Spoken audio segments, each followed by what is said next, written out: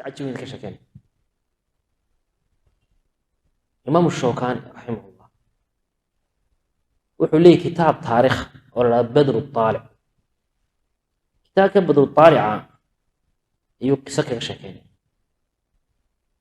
كان على اليمن marka culimadii Yemen taas u tarjumanay wuxuu yiri nin baa jiray 800 ziyaada ahayd malahaas taariikh inuu 900 qarniga 9 ku soo dhawaad 880 meelahaas aan filayay inay ahayd ka wuxuu yiri meel magaalo ku taala Yemen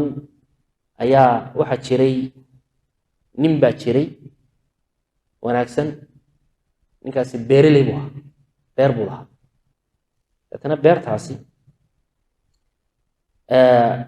wuxuu sameyn jiray masaajid deetana dhisay deetana wuxuu sameynayay masaajidka wuxuu keeni jiray cunto dadka socotada ah ayuu keeni jiray intuu habeenkii fiinuska soo shido ayuu halkaas soo dhigayay deetana cunto soo sameyn jiray dadka socotada meesha yimaada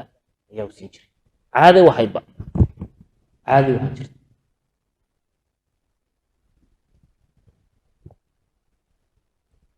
فينوس كان هو كان cuntadaana waa keena haddii markaasi dad socotay soo mari waayaan meeshii cuntada waa iska qaata haddii laakiin dadkaas yimaadaan waa siiya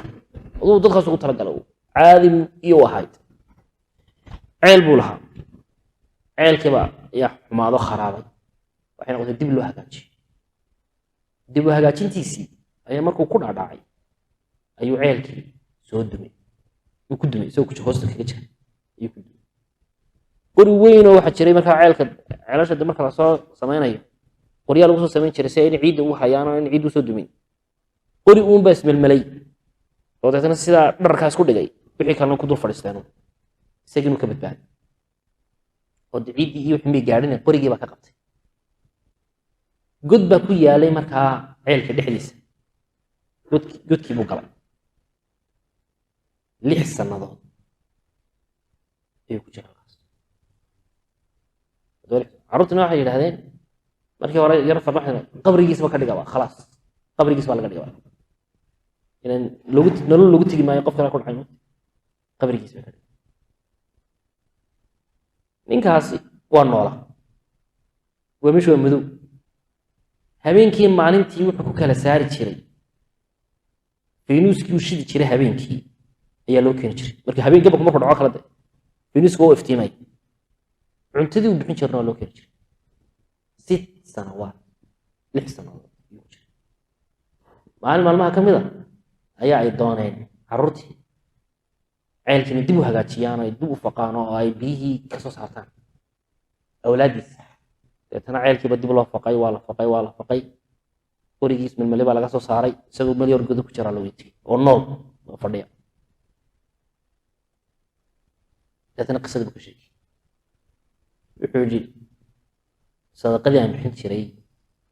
cuntadii aan dadku u sameyn jiray iyo fiinuskii ayaa lagu arsaaqay habeenkii maalintii waxaan ku kala saari jiray fiinuska iftiinka ku kala saari jiray kor yani waa meel oxygen male hawadu way xiran tahay ilaahay baa ku arsaaqay